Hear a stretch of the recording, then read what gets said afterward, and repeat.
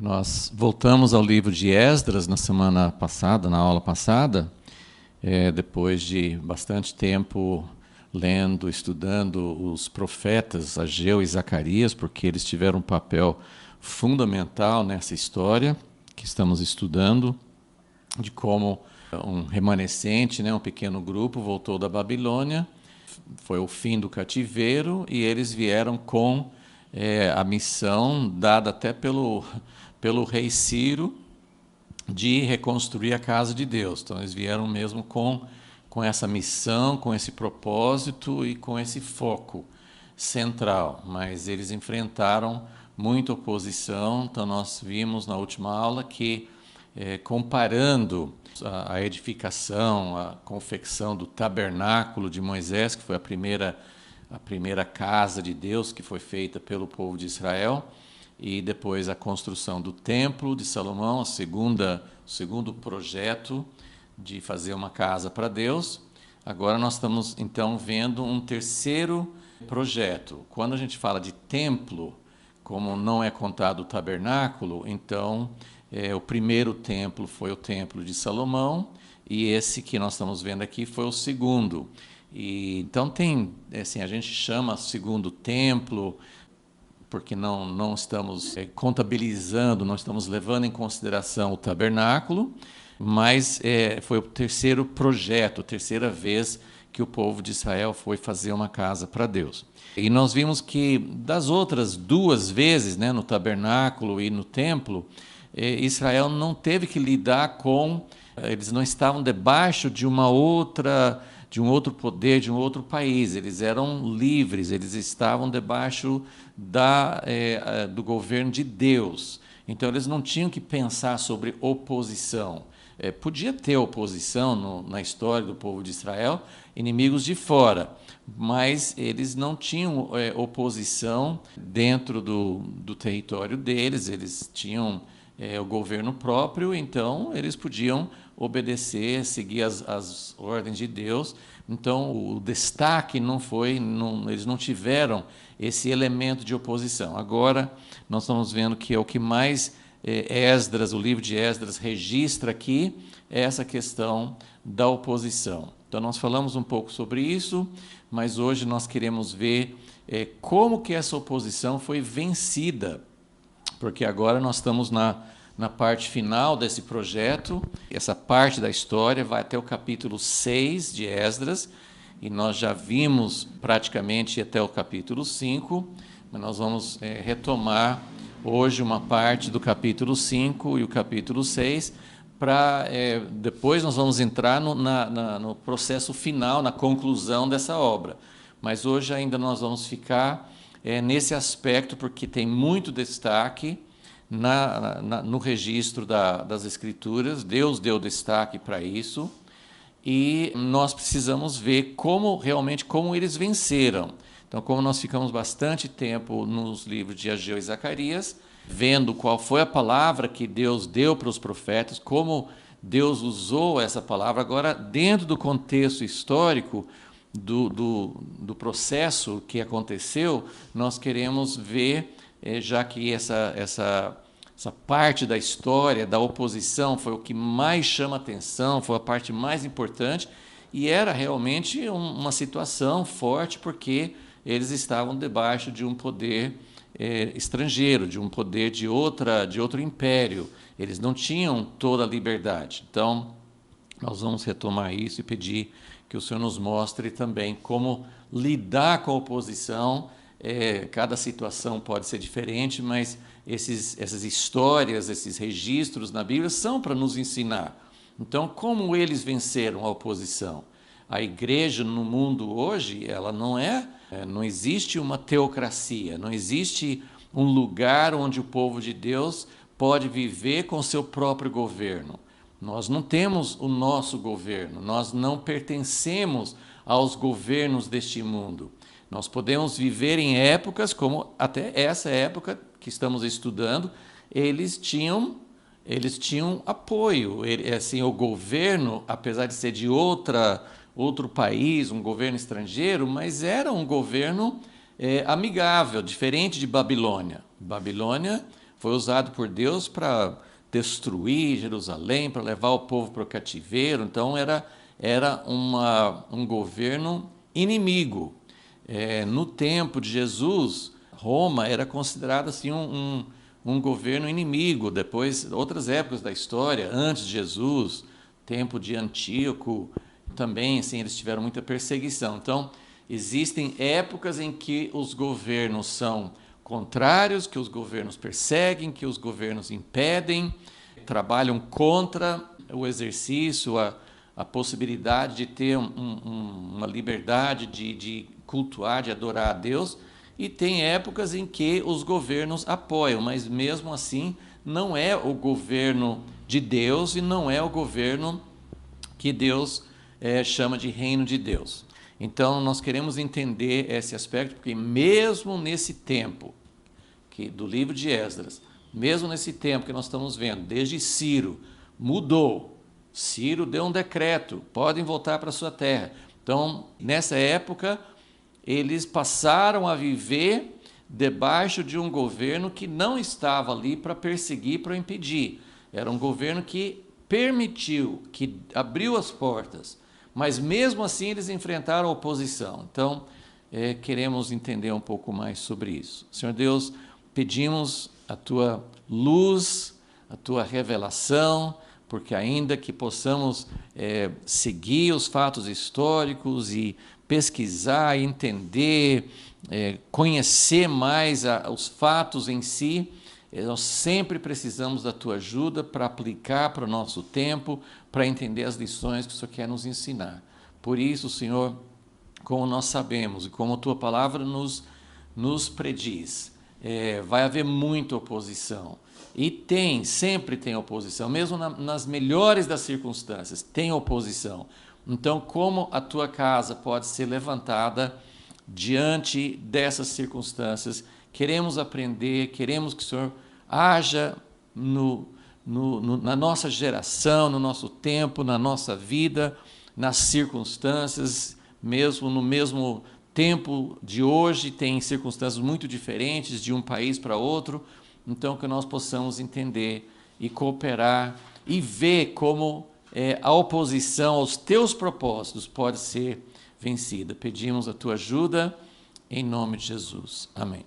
Então, só relembrando esse diagrama da aula passada, a estrutura, que é muito semelhante em todos os reinos, tinha um rei, um imperador, um rei absoluto do império, não era democracia, não tinha outros poderes, mas tinha um rei e abaixo do rei tinha os governadores, que governavam sobre regiões, sobre províncias, sobre regiões que faziam parte do império. E abaixo desses governadores havia líderes locais. E nós vimos que Zorobabel foi chamado no livro de Ageu como governador. Ele não era um governador sobre um território. Tudo que nós conseguimos entender é que Zorobabel foi designado pelo rei para ser o chefe desse grupo de judeus que tinha retornado da Babilônia. Então, ele não tinha autoridade sobre outros povos, mesmo lá na terra de Israel, na terra de Judá, ele não demonstra em nenhum momento que ele tivesse autoridade sobre os outros povos que já existiam ali. Então, o que nós vimos no capítulo 4, a gente já estudou esse capítulo antes de ir para Ageu e Zacarias, mas o que nós vimos no capítulo 4 de Esdras é que assim que eles lançaram os fundamentos do templo, no capítulo 3, e assim que eles começaram a realmente, o fundamento não é visível, fica embaixo da terra, mas assim que eles começaram a realmente dar andamento na construção do templo, eles começaram a enfrentar oposição com os povos da terra, porque eles tinham um decreto do rei, eles tinham autorização, eles não estavam agindo em rebeldia, eles não estavam agindo fora dos limites da lei.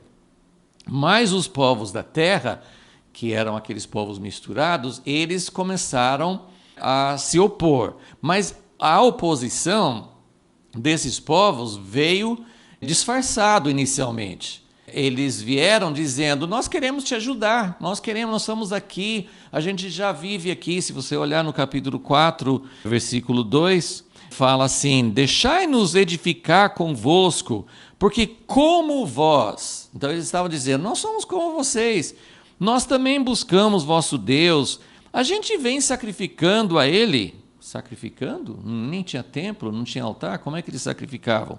Também lhes sacrificamos desde os dias de Esar-Adom, rei da Assíria, que nos trouxe para aqui. Então, nós comentamos isso, só quero dar mais um pouco de contexto. Fizemos isso também quando estudamos esse capítulo, mas é um ponto muito importante e não tem assim não tem uma maneira talvez mais fácil da gente traçar a linha. Mas Zorobabel e os anciãos, né, no capítulo 4 de Esdras, versículo 3, eles falam assim: olha, nós não vamos deixar vocês nos ajudarem, nós não queremos. E ele fala de uma forma muito categórica: vocês não têm nada conosco. Então isso aí é algo que nos faz refletir, porque o propósito de Deus é unidade. Esse povo que vivia na terra, eles depois... eles seriam chamados de samaritanos no tempo de Jesus. Eles eram um povo misturado, né? Foi uma estratégia do império anterior, né? O império da Síria. Eles levavam embora os judeus, o povo de Israel, e eles colocaram no lugar deles outros cativos de outras terras, que também eles tinham conquistado. Então, alguns do povo de Israel permaneceram na terra, outros foram levados embora, e no lugar dos que foram levados embora, o rei da Síria trouxe povos de outras nações. E aí fizeram uma mistura, uma mescla. E por isso que os judeus no tempo de Jesus não queriam, assim, na verdade, eles eram mais, eu creio, eles eram mais odiados do que os gentios. O gentio é aquele que não é judeu, não faz parte, eles também não comiam com eles não podiam se misturar. Isso era uma atitude muitas vezes errada, né? Por exemplo, Pedro entrou na casa de Cornélio por direção de Deus, e depois que ele voltou de lá, irmãos, pessoas que conheciam, que tinham nascido de novo, que eram seguidores, discípulos de Jesus, brigaram com Pedro: como é que você faz isso?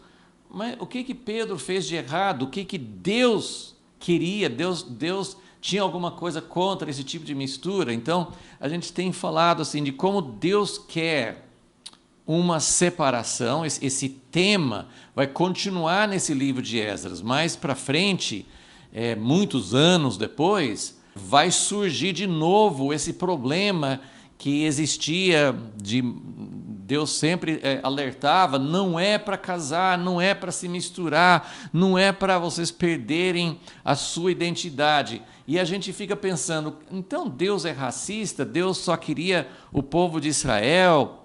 Pessoas que, mesmo naquela época, pessoas que não eram de Israel não podiam fazer parte. E nós sabemos que não é verdade, né? Temos exemplos muito fortes de Raabe, Ruth, que foram aceitos, e sabemos que outras pessoas eram aceitas. Eles falavam de prosélitos, pessoas que queriam. E Deus fala que era para receber forasteiros, que quando o forasteiro chegasse e conhecesse a Deus, era para aceitá-los.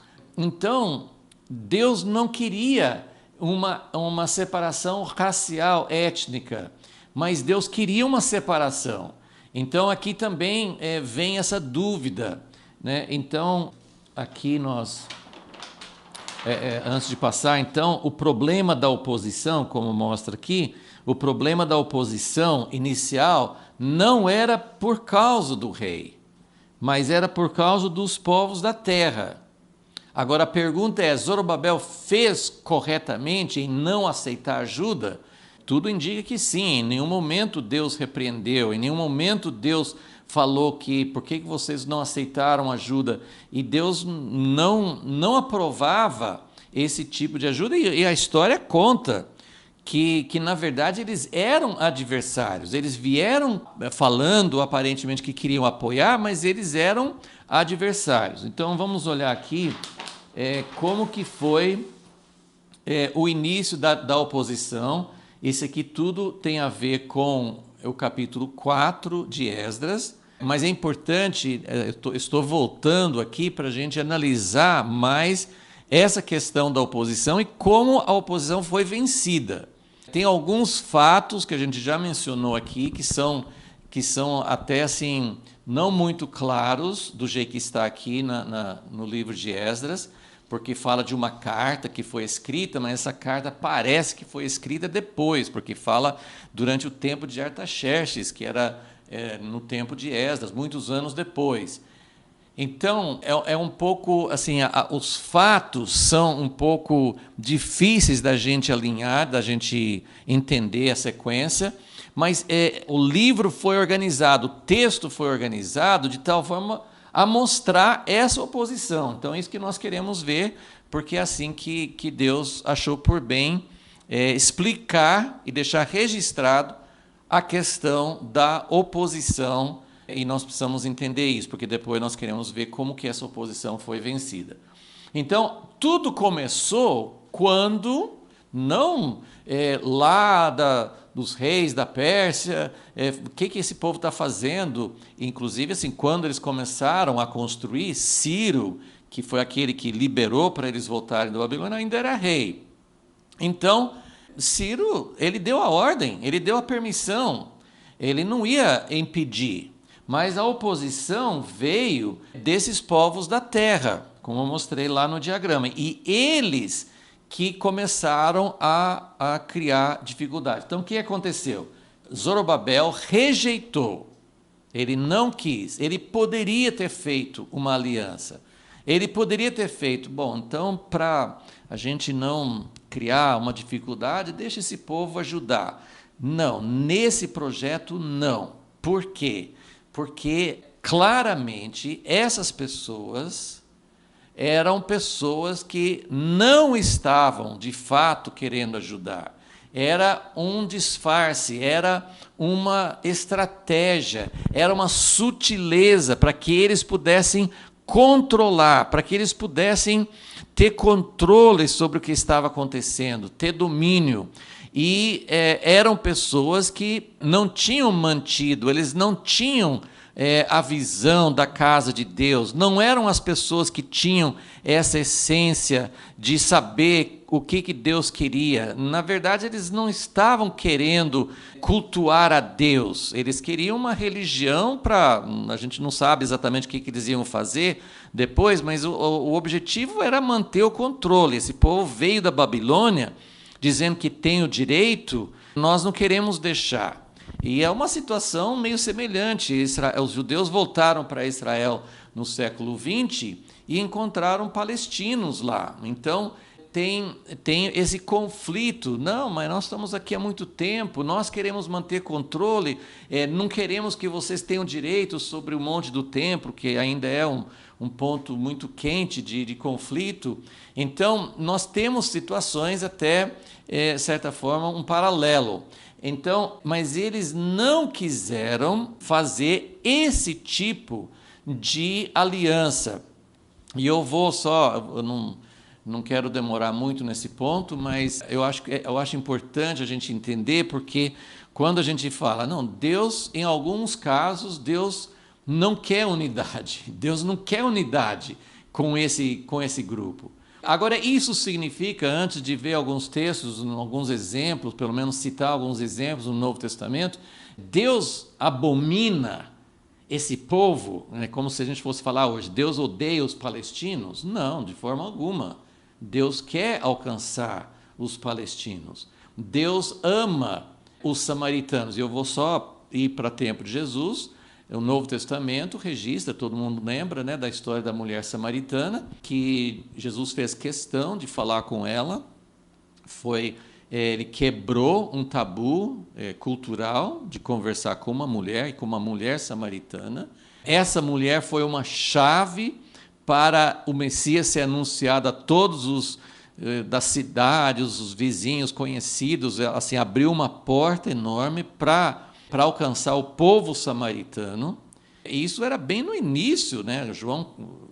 O Evangelho de João, 4º capítulo, quer dizer, era no início do ministério de Jesus. Então, Jesus não era contra, Deus não é contra. Depois nós vamos ver no livro de Atos que Filipe foi lá e pregou para os samaritanos e muitos se converteram. Então, Deus não tem barreiras, porque esse povo é misturado, porque esse povo não é judeu verdadeiro, então nós não queremos. Não, Deus não tem esse tipo de acepção. Então, por que não podiam, por que Zorobabel não podia fazer aliança? Porque isso, na verdade, foi a origem da oposição. A partir desse ponto, eles começaram a fazer ataques de várias formas. Está lá no capítulo 4, já estudamos isso, não vou repetir. Mas eles começaram a ver várias estratégias, começaram a dificultar, a colocar ataques sutis, outros não tão sutis, colocavam barreiras, começaram a contratar conselheiros, e no fim eles conseguiram, e aí essa parte que como eu falei, assim, tem uma dificuldade em entender o capítulo 4 de Esdras, porque parece que a carta que eles escreveram parece ser de um pouco mais adiante, mas está registrado aqui para mostrar qual foi o caminho da oposição contra o povo de Deus, por causa de não cooperar, de não aceitar a cooperação. Começou a surgir oposição, primeiro assim, no nível deles mesmos, assim, lá na terra, dificultando, criando obstáculos, fazendo tudo o que eles podiam fazer, mas depois esse povo não queria que a obra fosse adiante, e isso vai continuar no tempo de Neemias, quando foram reconstruir os muros. Esse povo, eles foram recorrer às autoridades, né, que é o que eu estou mostrando aqui nesse diagrama. Esses povos da terra mandaram cartas, tentaram conseguir, e em alguma época, talvez depois, e de qualquer forma, eles conseguiram fazer a obra parar nessa época também, mas eles escreveram para o rei e falaram assim: ó rei, o senhor vai deixar esse povo reconstruir seu templo? Eles são rebeldes, eles não vão te aceitar, vai dar prejuízo, vai dar problema lá na frente. Então eles difamaram, e na verdade o que eles falaram não era totalmente mentira, não era a intenção de Zorobabel, eles não estavam com nenhuma estratégia, mas assim, o que eles falaram é que tinha um histórico. O povo judeu não é um povo submisso, não é um povo que simplesmente vai aceitando. Então, eles levantaram a questão: vocês não podem deixar esse povo reconstruir o seu país. E se a gente fosse transportar para o tempo de hoje, seria mais ou menos no século passado, quando foi colocado diante da ONU para Israel ser aceito como uma nação. Eu não estudei, não vi assim, os argumentos, mas é claro que muitos países eram contra a aceitação, a declaração de Israel como nação. E é justamente porque eles vão criar problema. E o problema no Oriente Médio, existe um problema mesmo, né? E nem sempre o povo de Israel é isento de culpa, mas existe um problema ali. E eles levantaram essa questão, só que o que nós precisamos sempre lembrar aqui é que Deus está acima dos reis da terra.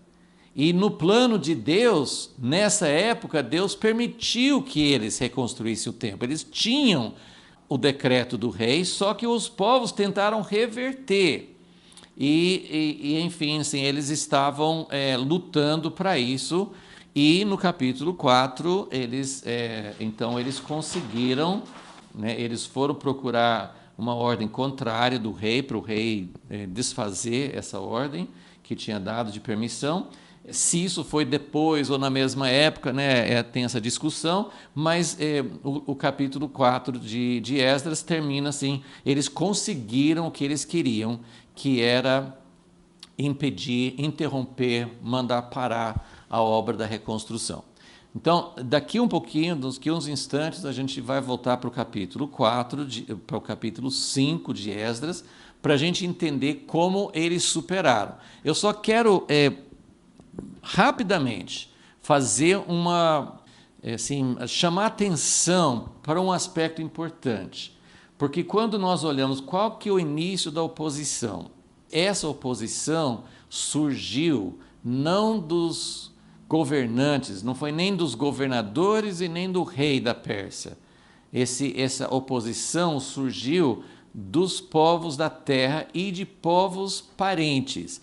Então, eu vou fazer um paralelo, só porque isso a gente talvez nunca prestou muita atenção a isso, mas é muito interessante ver no Novo Testamento, quando Israel estava debaixo de uma potência, que era Roma, que não era, assim, eles viviam em paz, Roma deixava eles fazerem seu culto. Herodes, que estava abaixo do imperador de Roma, foi quem ampliou, reformou o templo, então eles tinham um certo apoio.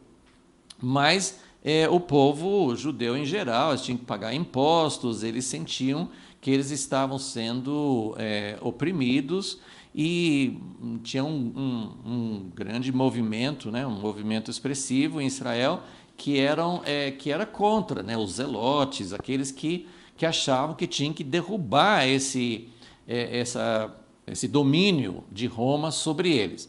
E Jesus viveu nessa época, os apóstolos viveram nessa época, todo o Novo Testamento foi escrito nessa época em que o povo de Israel vivia debaixo do domínio de Roma.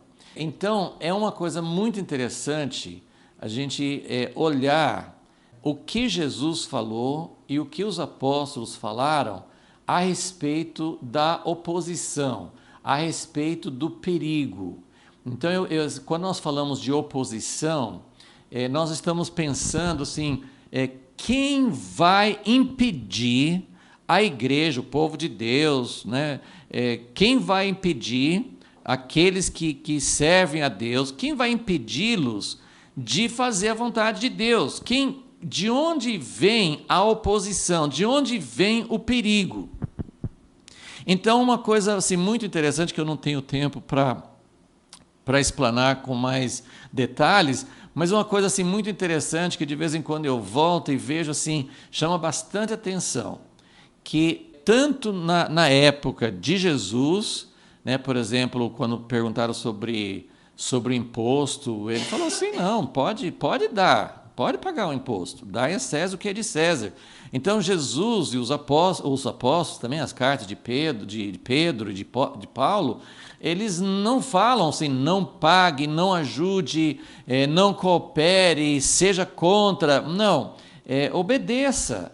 Agora, qual era o ponto que todos eles falavam assim, vocês precisam tomar cuidado? Então, eu só vou citar algumas coisas para a gente lembrar que o grande perigo, segundo Jesus, segundo Paulo, segundo o livro de Apocalipse, o grande perigo vem de dentro. Então, vamos lá. Em Mateus 10, Jesus fala assim, olha, no futuro, ele mandou os discípulos de 2 em 2, mas ele falou assim, olha, no futuro vocês vão enfrentar oposição. E sabe de onde que vem a oposição? Sim, as autoridades vão ser contra.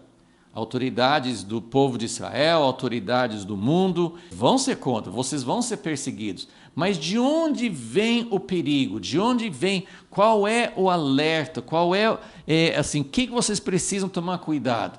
Vocês vão ser traídos, vocês vão enfrentar oposição. Jesus falou assim, eu não vim para trazer paz, eu vim para trazer divisão, vai acontecer conflito. De onde vem o conflito? Dentro da própria casa. Jesus chega a falar, os inimigos de um homem, isso está em Mateus 10, os inimigos, 10, versículo 36, né, ele fala, os inimigos de um homem serão aqueles de dentro da sua própria casa.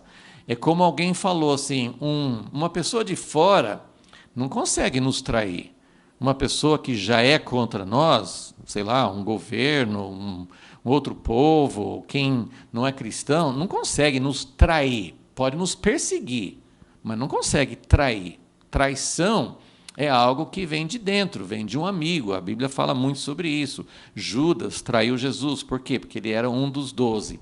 Então, a grande advertência, o grande perigo, quando Jesus falou assim, olha, vocês vão ser levados diante das autoridades, vocês vão ser presos. Mas qual que é o perigo? De onde que vem isso? Vem daqueles que estão mais próximos. E outra, assim, tem a traição e outra coisa é o engano. De onde vem o engano? Você pode olhar muitos textos na Bíblia que falam, no Novo Testamento, que falam sobre engano. Mesmo no Antigo Testamento, Moisés advertiu muito, assim, tome cuidado. Pode ser seu cônjuge, pode ser seu irmão, pode ser seu filho, pode ser pessoa muito próxima a você, que vai induzir você a abandonar Deus. Então, o grande perigo que pode nos afetar não é a perseguição. O grande perigo que vem para realmente nos ameaçar são enganos, são traições, são pessoas de muita proximidade. Então, em Mateus 24, por exemplo, Jesus fala, cuidado, vai ter falsos cristos. De onde que vem falso Cristo? O falso Cristo, o falso Messias, falso profeta, ele não vem de uma religião estranha. O falso profeta é aquele que vem de dentro. Então, eu vou citando algumas coisas só para vocês terem uma dimensão. Em Atos 20, capítulo 20 de Atos, quando Paulo está se despedindo de uma igreja que ele ficou muito tempo, dedicou muito para a igreja de Éfeso. Então, quando ele se despede da igreja, dos líderes de Éfeso, ele fala uma coisa muito importante, ele fala assim, olha, vocês, ele chorou, porque eu sei que eu não vou encontrar com vocês de novo, foi uma despedida muito emotiva, mas aí ele fala, vocês precisam tomar muito cuidado. Qual cuidado? Qual era a advertência de Paulo para a igreja de Éfeso, para os líderes de Éfeso? Tome muito cuidado, porque vai surgir poderes, vai surgir um governo, vai surgir perseguição. Isso vem, ninguém negou, nem Jesus, nem Paulo, nem o livro de Apocalipse, nenhum lugar nega. Pedro fala sobre perseguição, o livro de Hebreus fala, o Novo Testamento está cheio de advertência, aconteceu naquela época, vai acontecer, tem acontecido, está acontecendo em muitos países hoje. Então a perseguição, ela vem. Mas qual é o perigo? Eu estou falando assim desse tema de oposição. De onde veio o problema para Zorobabel e para aquele povo que tinha voltado da Babilônia? O problema não veio da Pérsia, de um governador, de alguém de fora, de algum tipo de governo. Vai ter governos que não são amigáveis, vai ter governos que não vão dar esse apoio que eles tinham naquela época. Isso vai acontecer.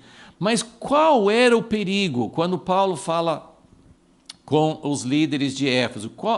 Tomem muito cuidado, cuidem de vocês. Qual é o cuidado que ele pediu que eles tomassem? Ele falou assim, vai surgir do meio de vocês pessoas falsas que vão deturpar. E você vai encontrar isso no livro de Gálatas, no livro de Coríntios, você vai encontrar isso nas cartas, você vai encontrar isso por todo lado no Novo Testamento.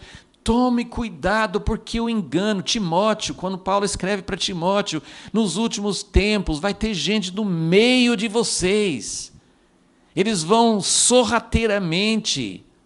Então eu fico impressionado quando começo assim a alinhar, relacionar todas essas passagens, vez após vez, qual o perigo? É do meio de vocês. De onde vem o engano? Aí eu posso citar outro. A segunda carta de Pedro, ele gasta um capítulo inteiro, uma carta curtinha, tem 3 capítulos, um capítulo inteiro, capítulo 2 de 2 Pedro, tem alguns paralelos com a carta de Judas, ele fala de pessoas que surgem no meio, pessoas que seguem a doutrina de Balaão, querendo ganho. Ele fala de pessoas que estão no meio das suas festas, eles estão participando, parece que eles fazem parte. Então, essa questão de que nós devemos fazer, o que nós podemos fazer. Eu vou terminar essa relação interessante no livro de Apocalipse. Vocês lembram que tem as 7 cartas, né, no início do capítulos 2 e 3 de Apocalipse, tem as 7 cartas. Eu vou só chamar atenção para algumas coisas nessas 7 cartas. As 7 cartas podem representar diferentes épocas na história da igreja, mas essas 7 igrejas, elas existiam nesse tempo. Todas elas, essas igrejas, todas elas existiam, elas eram contemporâneas, mas elas tinham contextos diferentes e tinham diferentes níveis de fidelidade, de santidade e tudo. Então, a primeira carta, a carta à igreja em Éfeso, ele elogiou algumas coisas. Ele vai depois falar, vocês deixaram o primeiro amor, que isso é o mais importante. Mas ele elogiou no Apocalipse 2:2, ele falou assim, vocês não conseguem suportar os maus, isso é bom. Então, nós estamos falando aqui sobre uma questão que não tem um jeito assim, muito... Assim, por um lado parece difícil, mas como é que a gente tem que ter unidade com quem pensa diferente?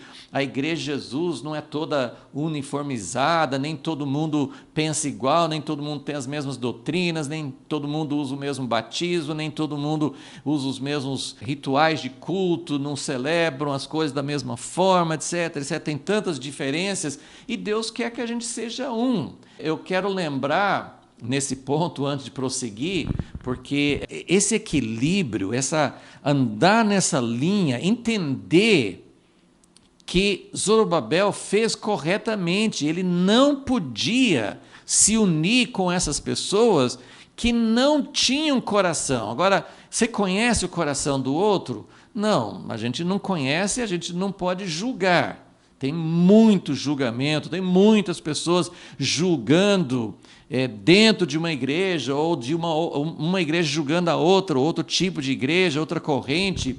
Tem muitos juízos errados, tem muitas críticas erradas. E quando nós pensamos no que Deus quer, eu só vou segurar esse lugar no Apocalipse, que eu vou continuar, eu vou citar um texto... quando Paulo escreve a carta aos Coríntios, 1 Coríntios 1, versículo 2, ele fala, para quem que Paulo está escrevendo? Não para um polvinho que só aqueles que aceitam o ministério dele. Ele fala assim, a igreja de Deus que está em Corinto. E quem que é essa igreja de Deus? Como é que eu sei quem faz parte da igreja de Deus?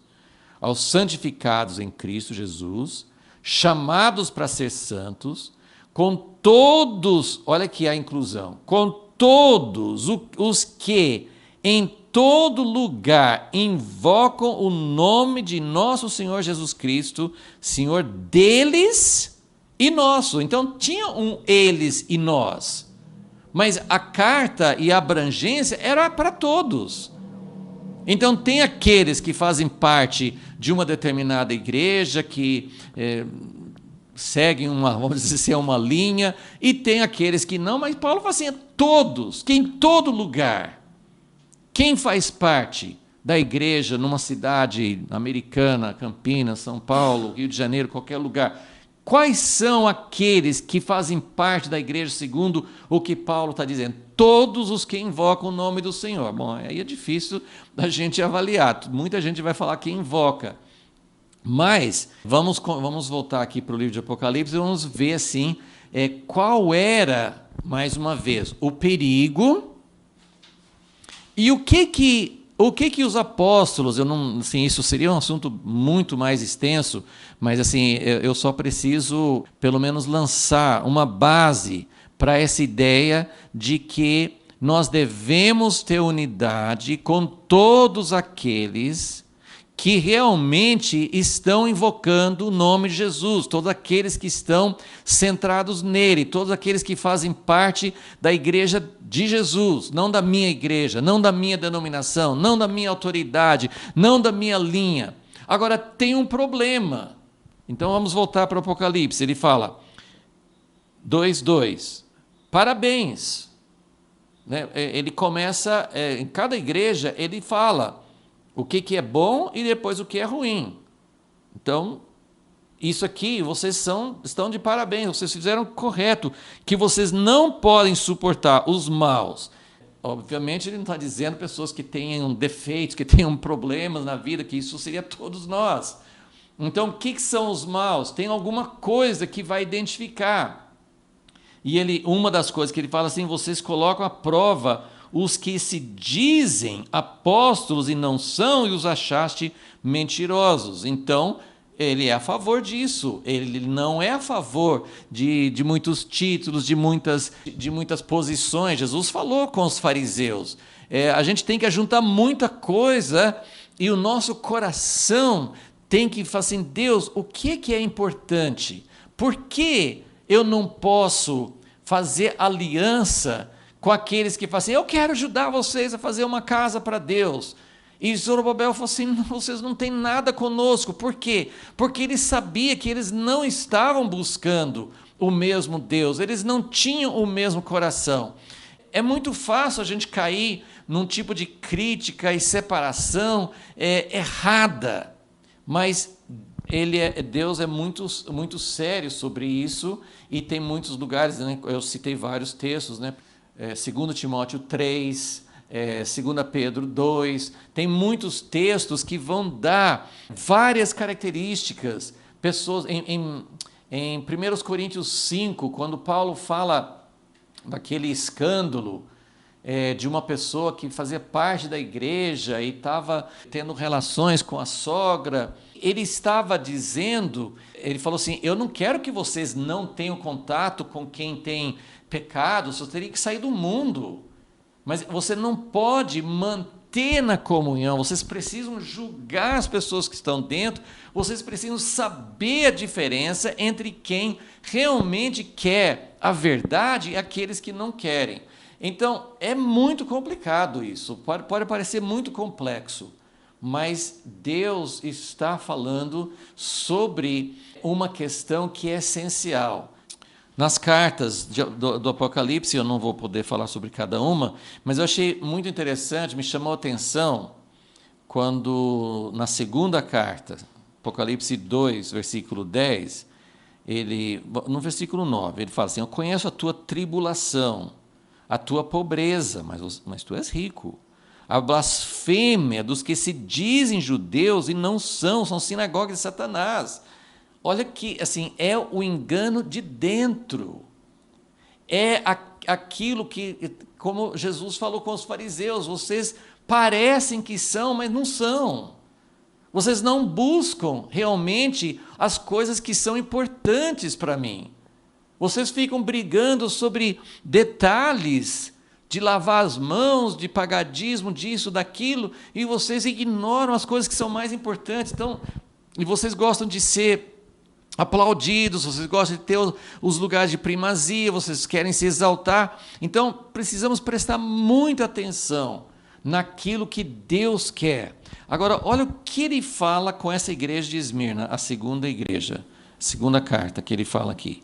Apocalipse 2, 10. Não temas as coisas que estás para sofrer. Gente, não é o contrário do que a gente pensa. Vocês precisam ter muito medo, porque em breve virá um governo que vai perseguir a igreja. Vocês precisam ter muito medo, porque vocês têm que fazer tudo. Não, eu falo assim, não se preocupe.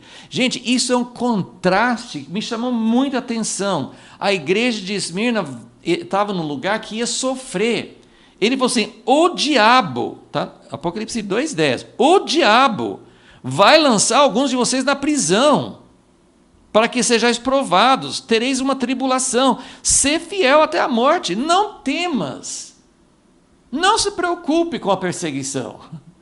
Agora, na igreja de Pérgamo, na igreja de Tiatira, principalmente essas igrejas aí, ele falou assim, vocês, Apocalipse 2,14, eu tenho uma coisa contra você, vocês estão tolerando, vocês estão aceitando quem tem o mesmo espírito de Balaão, que está buscando fazer algo, no caso Balaão, ele quis seguir, ele quis profetizar algo que Deus não queria para ganhar lucro.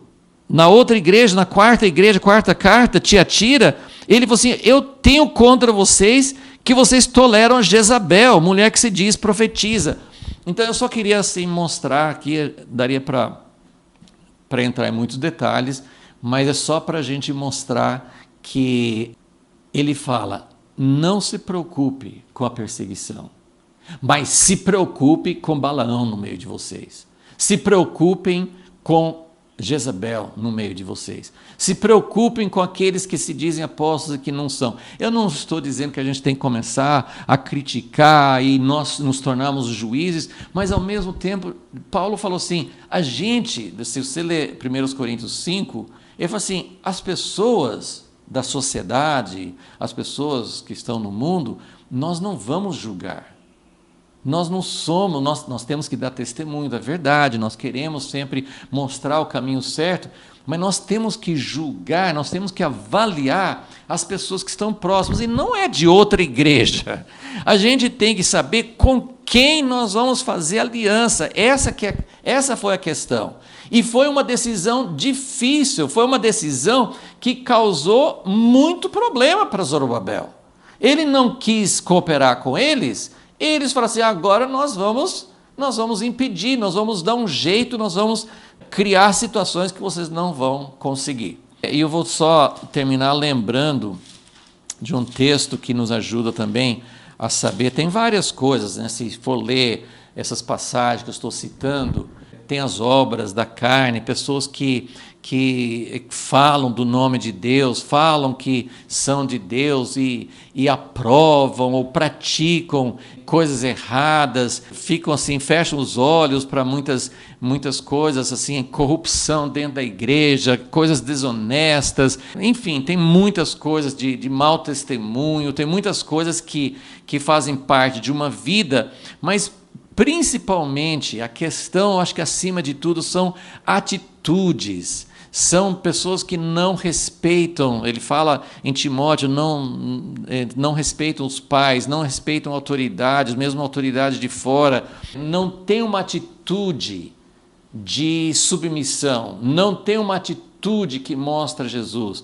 Vamos pensar, assim, todos nós somos falhos, a gente está longe do padrão das bem-aventuranças, mas a gente precisa entender, e aí eu vou só fechar essa discussão com um texto muito forte em Filipenses. Filipenses, ele tem duas coisas assim que parecem ser contrárias, e mais uma vez assim, sempre tem essa tensão. Em Filipenses capítulo 1, Paulo fala o seguinte, versículo 15, Filipenses 1,15, verdade é que também alguns pregam a Cristo por inveja e porfia, mas outros de boa mente.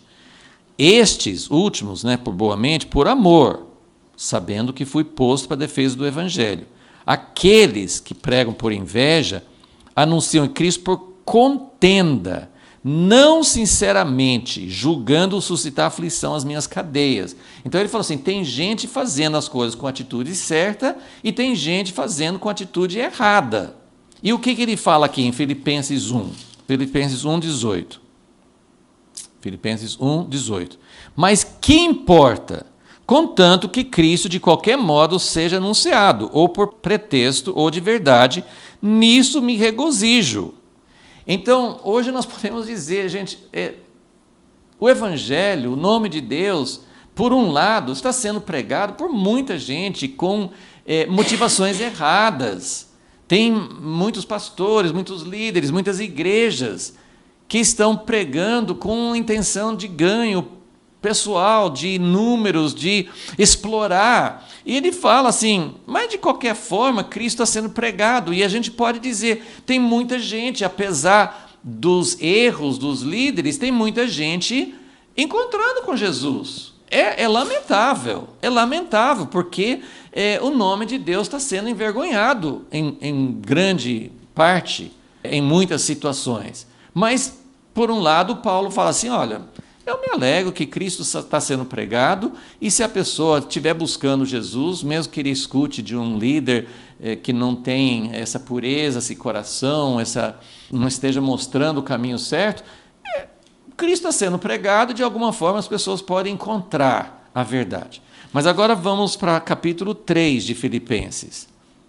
E ele fala o seguinte, Filipenses 3, versículo 17. Irmãos, sede meus imitadores e observai os que andam segundo o exemplo que tendes em nós. Pois muitos há, dos quais muitas vezes vos disse, e agora novamente digo chorando. Essa é uma chave. A gente não pode falar essas coisas com ódio, com desejo de, como os discípulos, o Senhor manda fogo do céu para queimar esses opositores. E Jesus, às vezes as pessoas, os próprios discípulos de Jesus falaram assim, Jesus, tem gente expulsando demônios e eles não são do nosso grupinho. Ele falou assim, não tem importância. Quem não é contra nós é a nosso favor. Mas tem um problema. Porque ele falou assim, eu já vos disse, e agora digo novamente chorando, que são inimigos da cruz de Cristo. Só pensam em coisas terrenas, no seu ventre, na sua glória, etc. Então, Paulo, ele identifica, e ele fala em Gálatas, se alguém pregar o evangelho diferente, seja anátema. Então, Paulo tinha um zelo muito grande para que o evangelho, o caráter do evangelho, fosse preservado e que não houvesse um afastamento da verdade, da importância do evangelho. Então, é difícil, é contraditório, mas afinal de contas, Paulo, então quem está pregando Jesus por porfia, por ciúmes, só para criar concorrência e ganhar, sei lá, essas motivações carnais, então, tudo bem? Não, Paulo fala assim, eu não vou combater, mas eu vou falar com vocês. É importante identificar quem está realmente pregando a cruz de Cristo. E a coisa mais importante que eu extraio dessa situação de Zorobabel é que a gente não pode fazer aliança para fazer a casa de Deus. Veja bem, Zorobabel não abriu uma guerra, ele não começou a combater os povos da terra. Nós vamos ver depois, não hoje, mas nós vamos ver depois que desses povos da terra, eles aceitavam. Se alguém tivesse o coração, se alguém quisesse a pureza, quisesse buscar Deus, eles aceitavam. Não tinha preconceito contra eles. Mas não podiam fazer alianças. Isso precisa penetrar nosso coração. Não é uma coisa simples, como às vezes a gente quer assim. Todo mundo que tem esse rótulo é errado. Os palestinos estão contra o povo de Israel, então os palestinos são rejeitados, nós temos que ser contra eles. Deus não tem essa atitude. Ele não aceita a oposição, mas ele quer as pessoas. Então, é um assunto complexo. Se você ficou confuso, mas como que eu vou saber? É porque não é um assunto fácil na nossa mente. Mas o perigo da igreja vem da deturpação do evangelho, da deturpação da mensagem de Jesus. Se a igreja, as pessoas próximas, as pessoas que defendem o nome de igreja, não estão seguindo o caminho da cruz, isso é algo sério. E não é uma coisa assim que nós vamos começar a combater. E aí agora nós vamos voltar para o livro de Esdras para a gente aprender um pouquinho de como eles venceram a oposição. Então, vamos lembrar. Então, a oposição surgiu porque eles não fizeram essa aliança errada. Nós podemos conviver bem, Nós podemos ter pessoas que venham, né, isso é impossível tirar o joio do trigo por enquanto, mas assim, tem pessoas que dentro dessas igrejas do Apocalipse tinham os que seguiam Balaão, mas Deus não estava rejeitando toda a igreja, porque tinha gente, nicolaítas, Balaão, Jezabel, ele falou de várias situações. Deus não vai rejeitar a igreja, mas ele está dizendo, tome cuidado, porque isso pode contaminar, e você não pode fazer uma aliança, você não pode dividir as decisões. Quantas pessoas, quantas igrejas fazem assim, tipo um conselho, um diretório, uma junta de uma igreja com muita mistura, pessoas que não têm realmente esse coração pelo reino de Deus. Isso é necessário, eu preciso saber.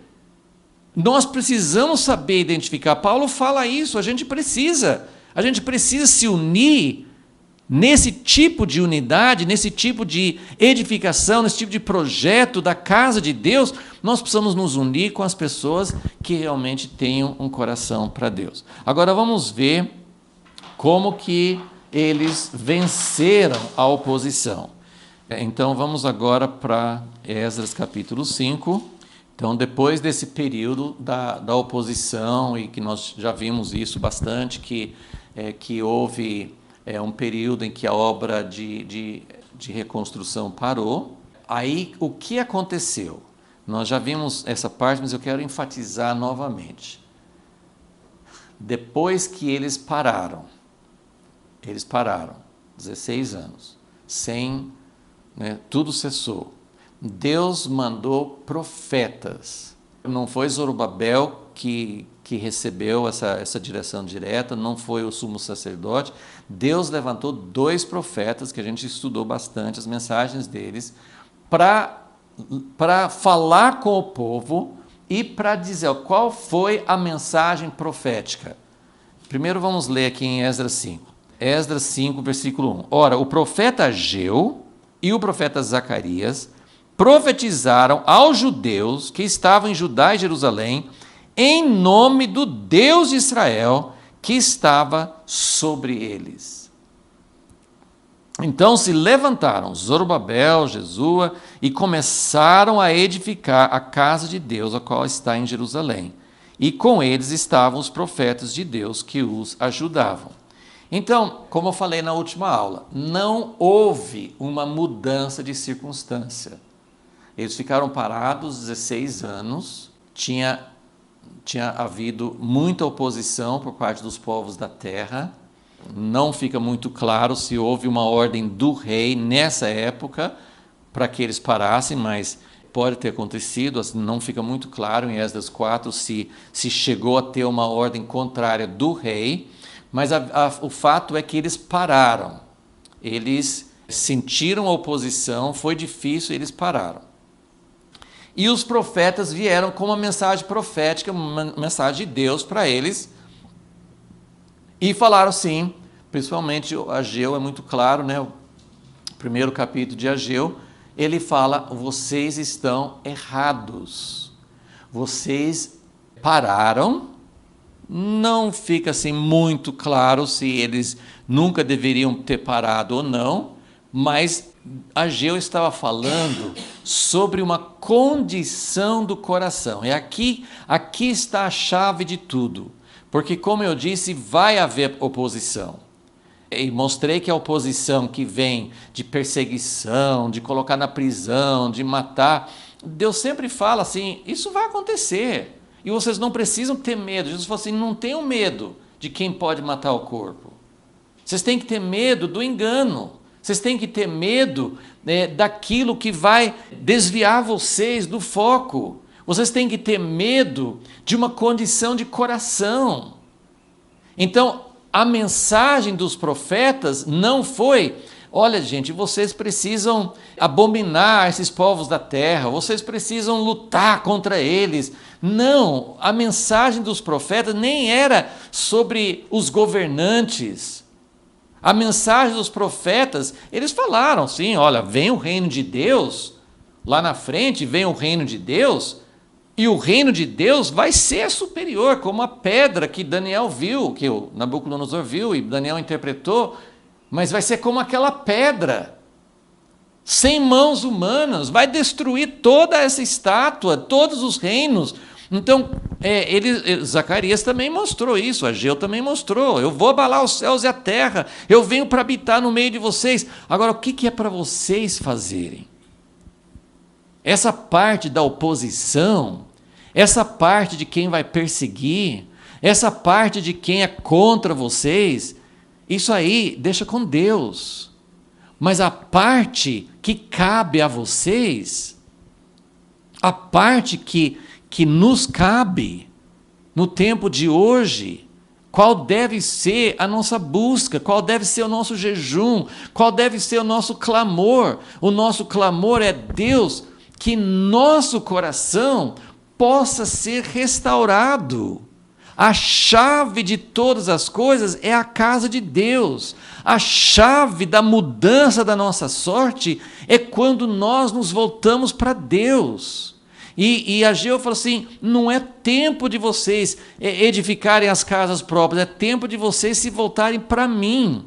É tempo da gente entrar nessa relação de doação mútua. Se vocês se doarem para mim, eu vou me doar totalmente para vocês. Eu vou abençoar, eu vou abrir as portas, tudo vai dar certo, mas se tiver essa relação que foi quebrada.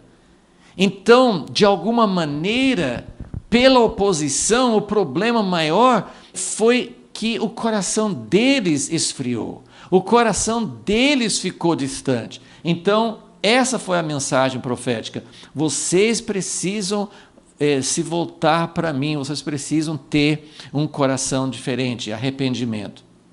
E, de maneira prática, os profetas falaram: vocês precisam começar a edificar a minha casa. Mas os povos da terra estão ali ainda.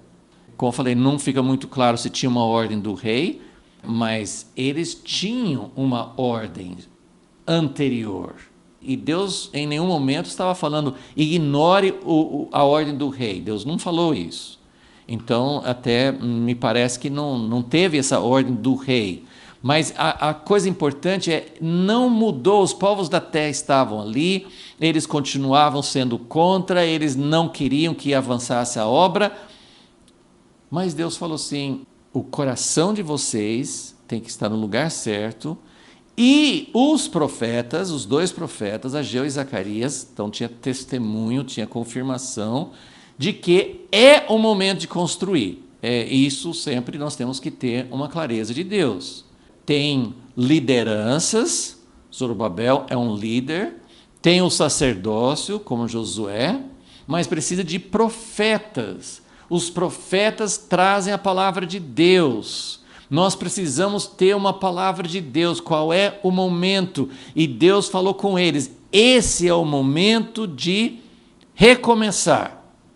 Ele nem fala assim: vocês nunca deviam ter parado por 16 anos. Ele falou assim: o coração de vocês está no lugar errado.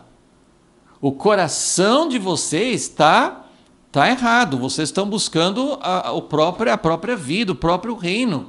Então tem que mudar o coração, e a minha ordem agora é que vocês podem construir. Então, como nós vimos, acima do rei da Pérsia estava Deus. E Deus estava dando a eles a ordem: vocês podem recomeçar. Então, retomada da obra, sem alteração de circunstâncias. Agora, o que aconteceu? Esdras 5, versículo 3. Então, eles recomeçaram, no versículo 3 já veio questionamento, já veio confronto de novo. Só que dessa vez não dos povos da terra. Então, Deus tinha trabalhado na vida deles. Isso, assim, nós não sabemos exatamente o que estava acontecendo durante os 16 anos, mas pelo menos assim, veio no momento certo, veio a mensagem dos profetas dizendo: é tempo. Eles deram uma palavra, o povo correspondeu, Zorobabel aceitou, Josué aceitou, o povo aceitou, todos eles assim: sim, Deus está falando conosco, então vamos voltar a construir. Eles aceitaram. E aí vem o questionamento. E o que está diferente agora dessa vez? Como que eles venceram? Como que eles superaram? Antes tinha medo, eles ficaram enfraquecidos, acuados, eles ficaram com medo do que podia acontecer. E aí agora eles falaram assim, veio o questionamento, versículo 3. O governador vem e pergunta: quem vos deu ordem para edificardes esta casa e restaurardes este muro? Também lhes perguntaram quais são os nomes dos homens. E isso dava medo, né? Porque eles queriam responsabilizar. Quem deu ordem e quem aqui, eles estavam vendo as pessoas trabalhando, mas o governador, a autoridade, eles queriam os nomes dos responsáveis. Vocês têm que entregar para nós os nomes dos responsáveis. Aí o versículo 5 fala assim: porém os olhos de Deus estavam sobre os anciãos dos judeus, de modo que eles não os impediram, até que o negócio chegasse a Dario e viesse resposta por carta sobre isso. Então, isso significa que dessa vez eles não se intimidaram. Por quê?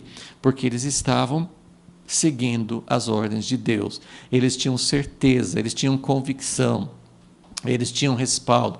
Deus tinha falado com eles. Deus estava dizendo: vocês podem ir adiante, vocês podem crer.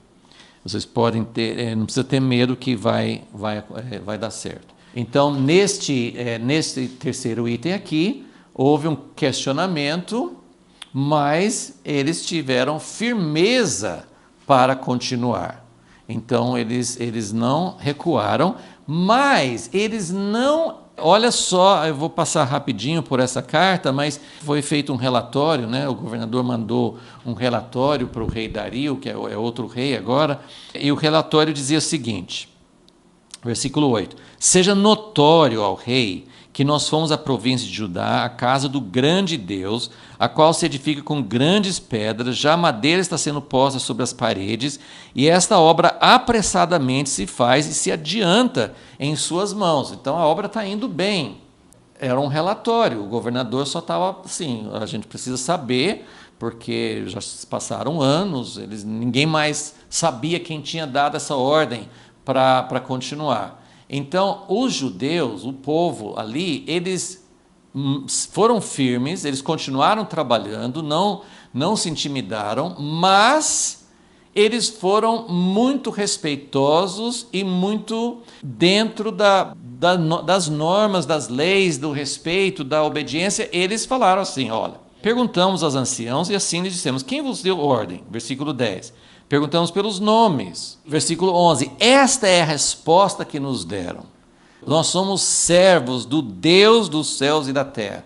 Então, eles reconheceram, no 5 aqui, eles assumiram a sua identidade. Nós somos servos do Deus que manda sobre todas as coisas. Mas eles não estavam agindo contrário às autoridades. Eles só assumiram assim: olha, nós somos servos do Deus Altíssimo. Mas olha, isso aqui, gente, pode parecer, pode não chamar a sua atenção, mas é muito importante. Ele falou assim: olha, versículo 11, nós estamos reedificando a casa, que há muitos anos foi construído por um grande rei de Israel. Mas o versículo 12, eles reconhecem na resposta, e isso é humildade, quando a pessoa não coloca a culpa. O que aconteceu? Quantos males nos aconteceram? Porque todo mundo está contra nós, porque nós somos vítimas, porque nós somos aqueles que todo mundo quer perseguir. Não, nós, depois que nossos pais, eles não precisavam falar isso com o rei, eles não precisavam dar essa história. Eles podiam ter falado assim: ó, nós somos servos de Deus e nós temos uma ordem lá do rei anterior, que é o rei Ciro, e a gente não deve satisfação nenhuma para vocês. Não, eles até explicaram por que essa casa tinha sido destruída. Esdras 5, versículo 12, nossos pais provocaram a ira, o Deus dos céus. Ou seja, não foi nem porque Nabucodonosor quis nos fazer mal. Quem autorizou a disciplina, A tragédia que aconteceu foi Deus. Deus é acima de tudo. Então, Deus é quem autorizou. Nós passamos por cativeiro, nós passamos por tragédias, nós estamos aqui nessa situação porque nós fomos desobedientes. Então, Deus nos entregou nas mãos de Nabucodonosor, e por isso que nós fomos para o cativeiro. Versículo 13. Mas no primeiro ano de Ciro, rei de Babilônia, o rei Ciro deu ordem para que esta casa de Deus fosse reedificada. Quando a gente lembra da história de Daniel na cova dos leões, tinha aquela coisa assim que o próprio rei, ele não podia desfazer a ordem que ele tinha dado. Então, eles não tinham democracia, não tinham leis, não tinham Congresso, Supremo Tribunal, sei lá, assim, não tinha essas coisas, mas eles tinham um sistema em que as ordens que tinham sido dadas, elas não podiam ser desfeitas. Então, o povo, eles falaram assim, nós temos, número 6 aqui, né, nós temos um decreto. Nós temos realmente um decreto que nos autorizou. Nós estamos seguindo uma ordem que nos foi dada pelo rei da Pérsia, pela autoridade máxima. Nós não estamos fazendo algo sem autorização. Então eles deram a explicação de Deus, eles foram humildes para reconhecer, nós passamos por essas tragédias, essa situação existe porque nós fomos infiéis, mas agora Deus permitiu e nós temos uma ordem do rei.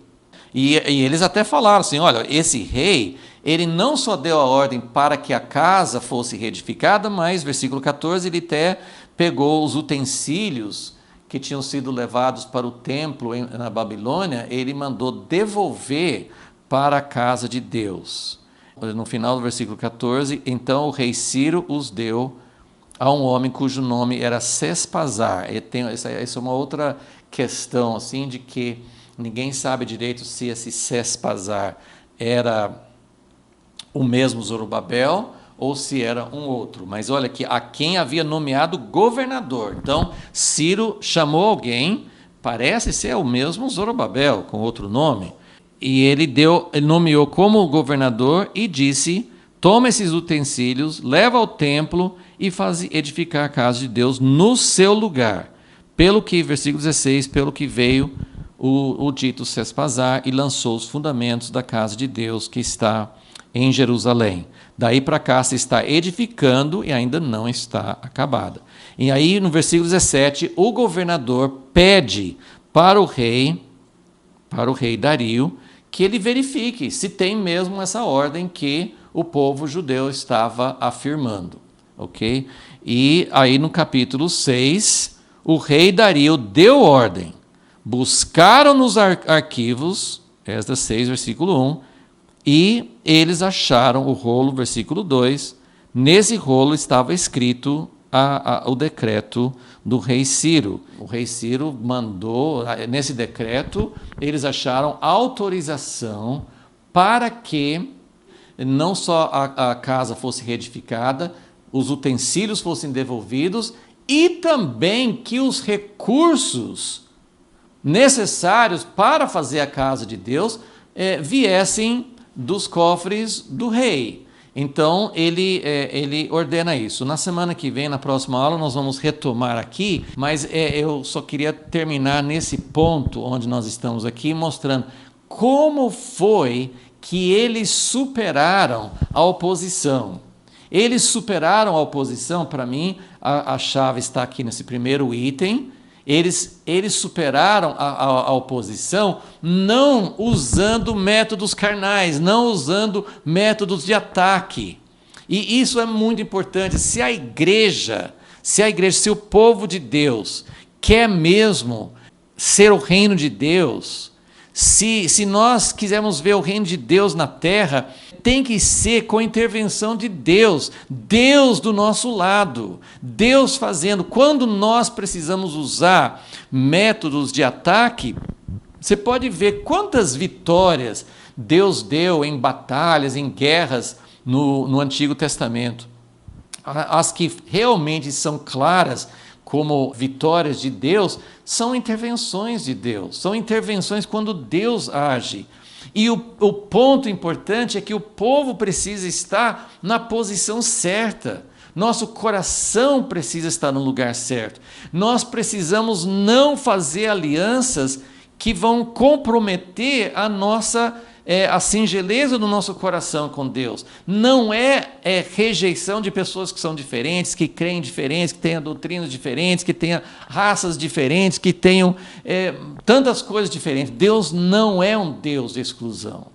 Deus deseja unir, Deus deseja reunir, congregar. Mas para que Deus possa vir, para que a vitória dele seja feita, venha sobre a oposição, nós precisamos estar diante dele do jeito que ele quer. Nós precisamos ter um ambiente, a casa de Deus precisa ser reedificada. A casa de Deus, o que é a casa de Deus? É um lugar onde ele quer morar, é um lugar onde ele tem prazer, é um lugar onde tenha mesmo esse coração, um só coração, uma só paixão, fidelidade com Deus. É esse tipo de ambiente. Se nós estamos fazendo alianças por questão de poder, por questão de exaltação, de crescimento, de aspectos humanos, isso não é a casa de Deus, isso não é um ambiente para Deus. Então, é interessante que Deus tenha uma visão tão ampla de inclusão, todos aqueles que invocam o nome do Senhor, não importa se tenha diferenças, um fala que é de Pedro, outro fala que é de Paulo, outro fala que é de Apolo, e Deus não está querendo esses partidos, Deus não quer exclusão nisso, mas Ele quer sim que haja uma pureza para fazer a casa dele, e a pureza não é a nossa pureza de guardar um monte de mandamentos, mas é uma pureza de coração para ele. Bem-aventurados. Jesus não começou falando quem guarda todos os mandamentos. Ele falou, eu não sou contra nenhum dos mandamentos.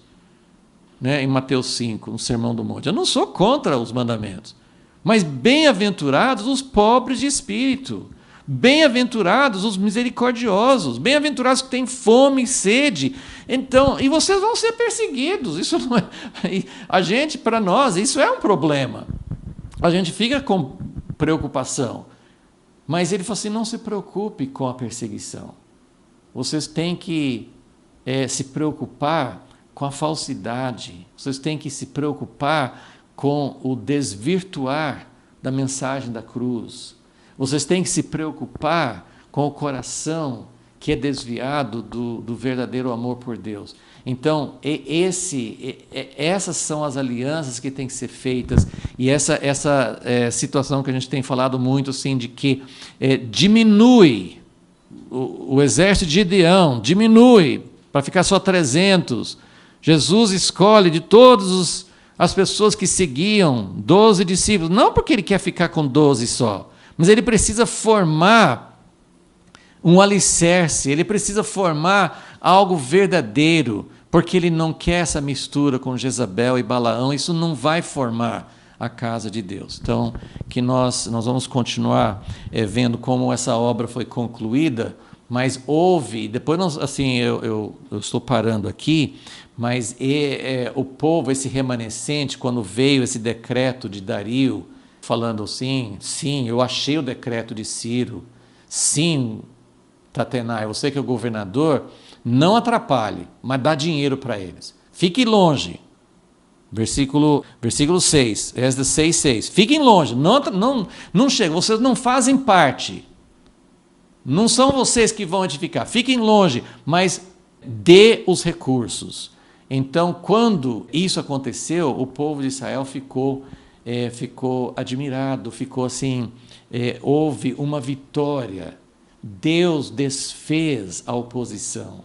Deus trouxe apoio dos escalões mais altos, mas sem fazer alianças espúrias, alianças de comprometer a integridade. Não, eles não fizeram aliança com os povos da terra, eles não faziam parte assim, de alguma coisa errada com o governador, eles não estavam trabalhando para ter poder, eles não estavam trabalhando para ter...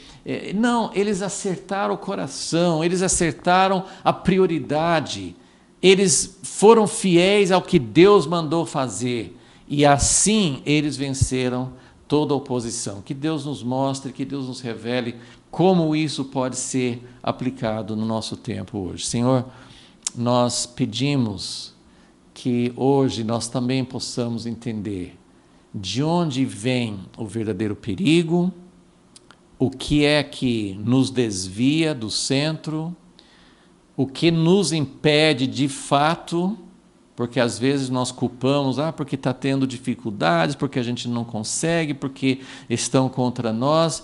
Nada disso tem problema quando nós estamos fazendo a Tua vontade.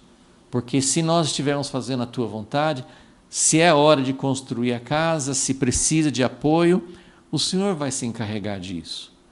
Mas nós precisamos ter essa pureza de não fazer alianças para conseguir apoio, para conseguir força natural. Nós precisamos fazer alianças com aqueles que realmente amam a Ti e que querem fazer uma casa que vai agradar o Senhor. Como nós gostaríamos que isso estivesse acontecendo hoje. Como nós gostaríamos que nós pudéssemos nos envolver com a Tua prioridade e ver a Tua casa sendo construída para que o Senhor possa vir e trazer o Teu reino, porque o Teu reino vai superar toda a oposição e vai ser vencedor, nós sabemos disso. E pedimos a Deus que o Senhor plante essas convicções, esse discernimento, esse coração puro por Ti, para que nós possamos nos unir com todos aqueles que invocam o Teu nome, com todos aqueles que realmente querem que o Senhor reine sobre nós. Que nós possamos ter essa unidade verdadeira, pedimos a Ti, em nome de Jesus. Amém.